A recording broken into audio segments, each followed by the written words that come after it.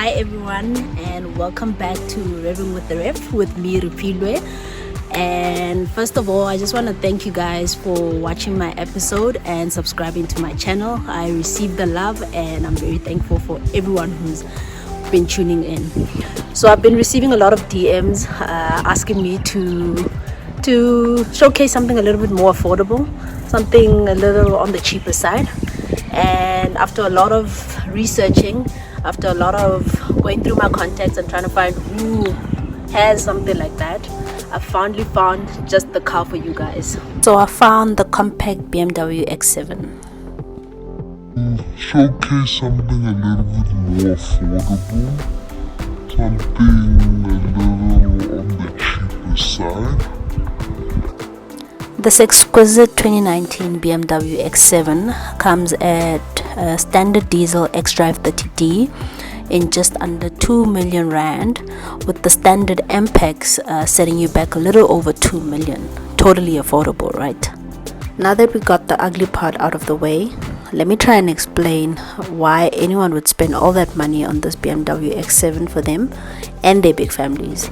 This is of course BMW's first 3-row luxury SUV since it entered the SUV competitive market, becoming the latest flagship BMW SUV lineup, and has people that currently drive the current X5 seriously considering trading in their cars for this beastly X7. Now the car is not small at all, and we South Africans love our SUVs and bakkies of course. This exterior has a superior presence and a dominating appearance that has one feeling like they have arrived without having to say too much. And the grille, man, the grille, this is big, this is out there, and it quite fits the big beastly X7. So if we look at the interior, BMW has gone out of its way for the X7 that comes with a standard leather feel. However, with this BMW, you also get the extra BMW individual courtesy. If you look around from your dashboard, you have handcrafted knitting on it, also around your doors and around your seats. So you can see they've gone out of the way to give you that personal feel and touch, that luxurious look on the BMW. To be honest guys, I mean, there isn't really anything out of the ordinary when it comes to the interior of your BMW, especially if you've been in any of the latest BMWs. However, I just want to point out this cutlass transmission lever. Now, it's either you like this or you hate it. So I would much rather have a leather feel around this transmission lever, but this is one of the luxury intakes where you have that glass feel on it. I'm not particularly a big fan of the mode transfers, that's different buttons. I'd much rather it's a little bit somewhere on the steering wheel for easier transitioning between the different modes, but hopefully BMW will look into that. In our X7, we would like to highlight this beautiful feature. So they've put in grips for your cup holder, and it's got a heating and cooling element to it. I mean, you can fit your 750 bottle around here, and all around your doors as well, there's enough space to put in your bottle. Now, a lot of you might be intimidated by the big SUV, but we like the reverse parking assistance cameras that are all around the car, basically giving you a 360-degree view of where you're parking and where you're moving into. There's a panoramic sky lounge sunroof. This sunroof is beautiful. As you can see, it's got a little deco there, and at night when you have your ambient light, because there isn't sun, it lights up all around here to show you the ambient light, give it a bit of character.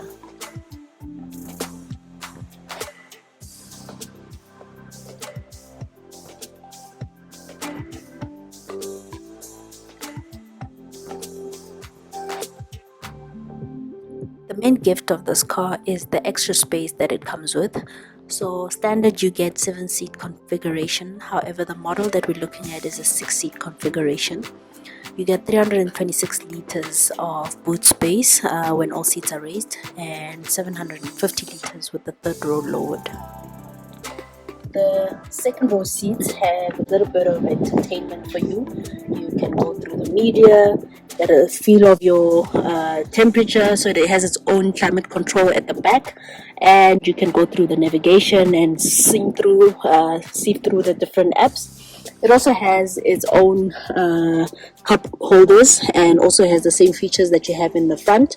And you have your USB-C ports where you can charge your phones. And like I said, it's got its own climate control at the different temperature levels, which a lot of cars don't have. Beautiful, we love that. Now, another great feature about the second row is captain armchairs. I mean, you feel like you're part of the driving experience if you're sitting like this on a long drive. As you can see, it's a sunny day today. I'm burning up, but with a little touch of my button and I'm all clear. In your second row, you get your electronic seat adjustments, just like you get it in the front seat. You can go forward and you can go backwards. You can recline your chair and raise it a little bit. Obviously, if you have people sitting at the back and you want some space, create some space for the people at the back. This is one of the best things about the car. Now, to get into your third row, look at this, guys. So I mean, usually you struggle manually trying to push, but this does everything for you.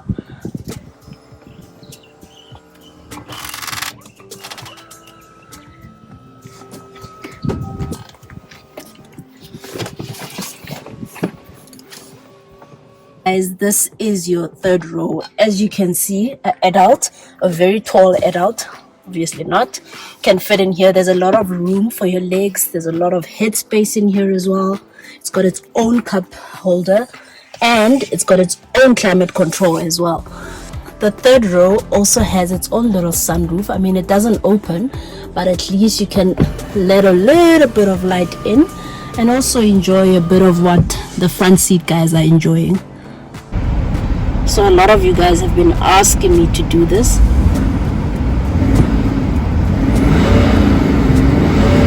Now for the fun part, of course, the drive.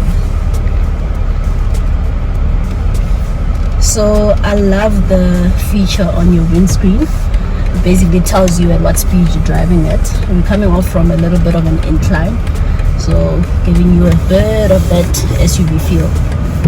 This doesn't feel heavy at all. It's a bit fast for an SUV. It drives very, very smoothly. It's surprisingly quiet inside, and for a second I forgot that I was driving this massive X7.